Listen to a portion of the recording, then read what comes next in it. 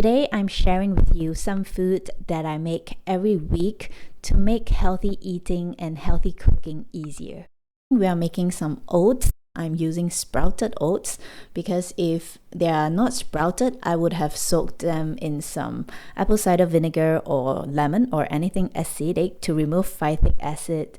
So here, to make it easy, I'm just cooking oats in bulk for the week. It depends how you like your oats. I like mine soaked with liquid and more on the wet side. So I put a ratio of 1 cup of oats to 3 cups of water for this Instant Pot cooking. You can also do it over the stove, but I find the Instant Pot really convenient and really fast. And while it's cooking, I don't have to watch it in case, life with a toddler.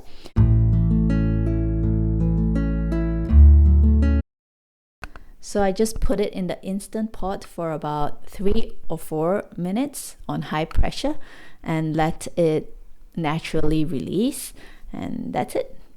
And while it's cooking, I am now preparing lunch.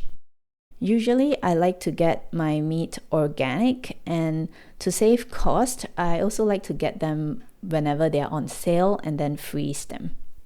On this day, I got something on sale, but it didn't seem very fresh when I opened it. So usually I don't wash my chicken, but here, because it felt a bit weird, so I washed it and then I dry it, and now I'm salting it with salt, just rubbing salt all over, and about 1 tablespoon to 2 tablespoons of cumin.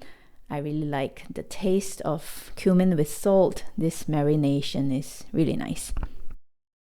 Once it's marinated, I put it aside while I preheat the oven. And I like to make other things that uses the oven whenever I'm roasting chicken or anything in the oven, just to make use of the energy consumption. And so here we are making some lentil only buns.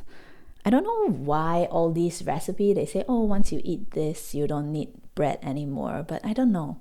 So far, I've tried so many types of gluten-free recipes that are healthy, and they just don't turn out like what they say. Like you don't need bread anymore, or it tastes exactly like bread. I don't know. You cannot make gluten-free food or bread taste exactly like bread because they are just not like bread, even pizza and stuff. So anyway, I tried to make this recipe. I'll link it down below in case you're interested. It was not very great, but we found out the next day that it goes really well with pumpkin soup. My daughter likes it to eat it just like that with honey, but to me, the taste is just so-so. While everything is cooking in the oven, now I'm preparing some salad sauce. So here I'm putting on some extra virgin olive oil and then some balsamic vinegar. My favorite brand is the one from Migros, which is called Al Natura.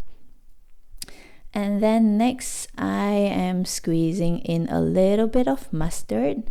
Usually mustard and honey, I put almost similar ratio-wise. Salt. Mix it all up, and that's it. You cut up your salad. I don't even use a salad spinner because I find that it's so unnecessary. I don't know. I clean my salad, I drain the water off, some water in the salad mixed with the sauce, that's fine. I mean, unless you want your salad, I don't know, to pack or to go, if you eat it immediately, I don't find the need to dry my salad. My husband uses it, but I don't. It's just faster this way. The bread actually looked very promising, like texture-wise, and it's bouncy.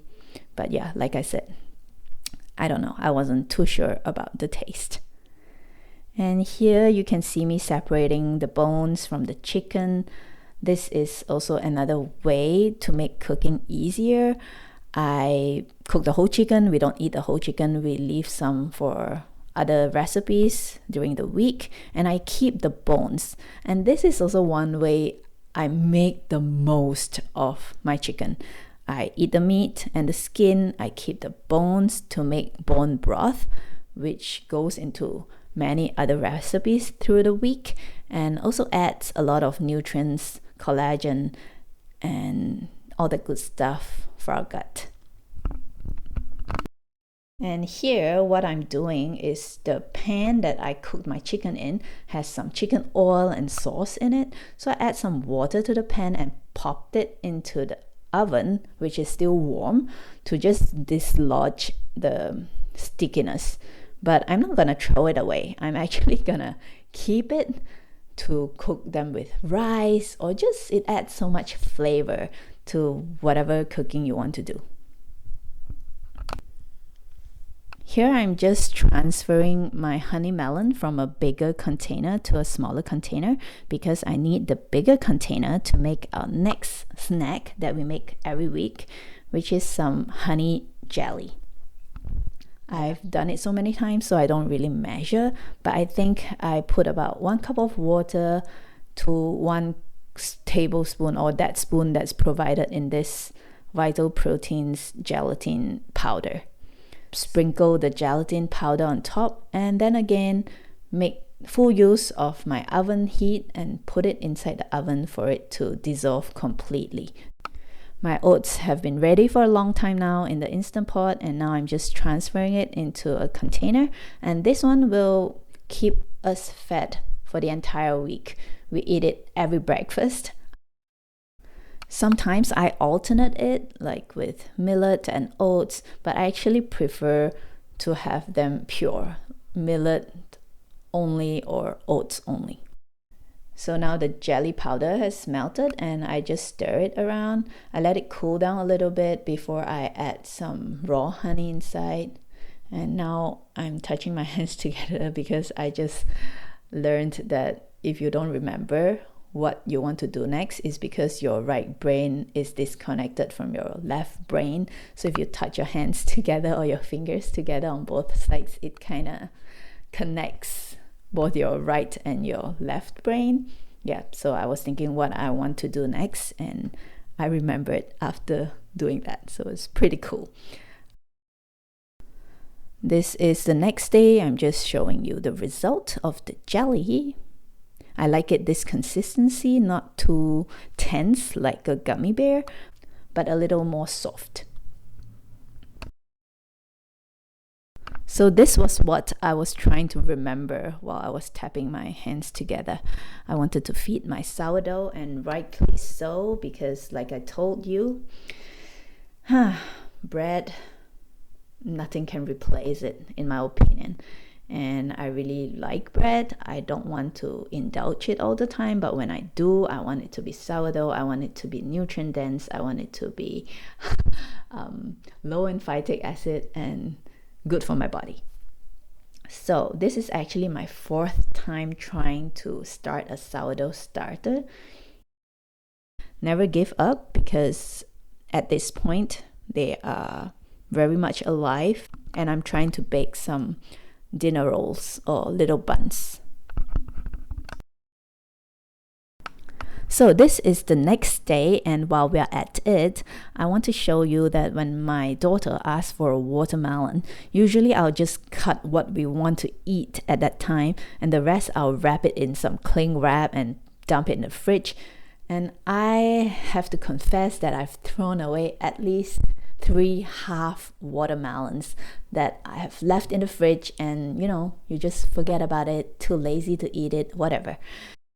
So now what I do is I just cut it all up. When she wants to eat it, or whoever wants to eat it, I cut it all up, I put it in a container, and I put it in the fridge. And I noticed that it is gone so much faster, because whoever feels like eating it, you just take it from the fridge, eat it. And when it's so convenient to eat, it's just gone really, really fast.